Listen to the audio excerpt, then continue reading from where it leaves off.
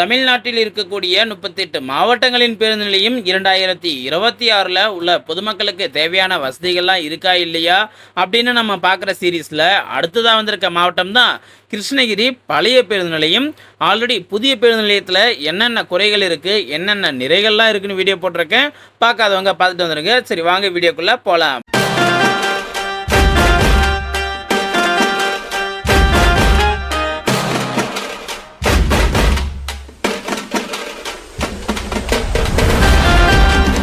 Bus ஸ்டாண்டை உண்மையிலேயே நல்லா மெயின்டைன் பண்ணுறாங்க. சத்தியமாக சொல்கிறேன், உருண்டு போகிற அந்த ஒரு கவரை தவிர மிச்சம் எந்த கவருமே இந்த பஸ் ஸ்டாண்டில் நான் பார்க்கல.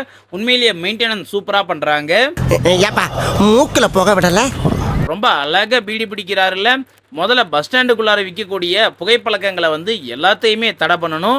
பஸ் ஸ்டாண்டில் ஒரு சில கடைகளில் விற்கிறாங்க, அதெல்லாம் ஸ்டாப் பண்ணாலே இது முழுமையாக குறைஞ்சிரும். அது ஒரு பக்கம் இருக்க, இந்த பஸ்ஸுக்கு பின்னாடி தான் யூரின் போகிற இடமாவே மாற்றி வச்சுருக்காங்க.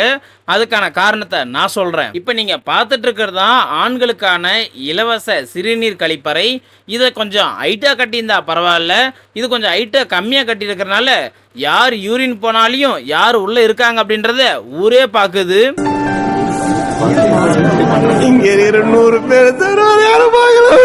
இந்த பாத்ரூம் சேரை மட்டும் இன்னும் கொஞ்சம் தூக்கி ஹைட்டா கட்டுறதுக்கு வாய்ப்பு இருந்தா தயவு செய்து பண்ணுங்க. ஏன்னா அப்பதான் அந்த பாத்ரூமை முறையா பயன்படுத்த முடியும். இந்த பஸ் ஸ்டாண்ட்ல நான் பார்த்த ரொம்ப ரொம்ப நல்ல விஷயம் அப்படின்னா, குடிக்கிறதுக்கு தண்ணி வசதி இருந்தது. ₹1 கொடுத்தோம் அப்படின்னா 1 லிட்டர் தண்ணியை நமக்கு கொடுப்பாங்க. இந்த வீடியோவை நான் எடுத்துட்டு இருக்கும் போதே கிட்டத்தட்ட ஒரு 5 பேருக்கு மேல தண்ணிலாம் பிடிச்சிட்டு இருந்தாங்க. தாகத்துக்கு தண்ணி கொடுக்குறவங்கள நம்ம கடவுளுக்கு சமமா பார்ப்போம். அந்த வகையில ₹1 காயின் போட்டா நமக்கு 1 லிட்டர் தண்ணி கொடுக்கறது பஸ் ஸ்டாண்டில் பார்க்குறது எனக்கு உண்மையிலேயே பெரிய விஷயமா தான் தெரிஞ்சது. ஏன்னா ₹10 கொடுத்து 1/2 லிட்டர் தண்ணி கேன் வாங்கி நான் குடிச்சிருக்கேன். அதுவே 1 லிட்டர் தண்ணியை நான் ₹25 கொடுத்துலாம் வாங்கியிருக்கேன்.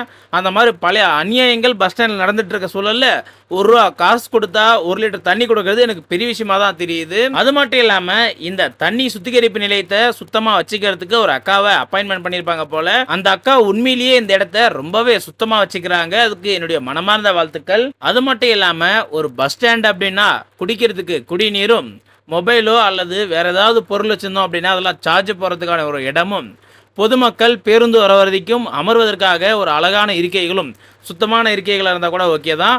அது மட்டும் இல்லாமல் சுத்தம், சுகாதாரம், அது சாக்கடை தண்ணி மிதக்காமல் இருக்கணும், குப்பைகள் எங்கேயுமே இல்லாமல் இருக்கணும்.